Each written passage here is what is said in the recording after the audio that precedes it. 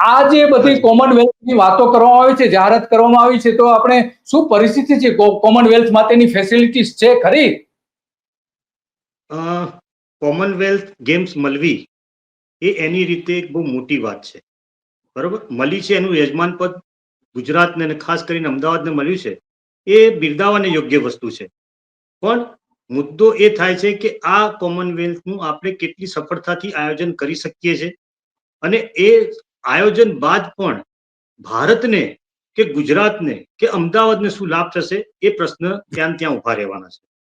મુદ્દો ત્યાં છે કે આ કોમનવેલ્થ આપણને મળ્યું, એમાં કેટલી ગેમ છે એ પણ કદાચ ભાગ્ય કેટલાક લોકોને, ગણ્યા ગાંઠ્યા લોકોને. આપણે એવું નથી કે આપણે કોમનવેલ્થનું આયોજન પહેલી વાર કરી રહ્યા છીએ.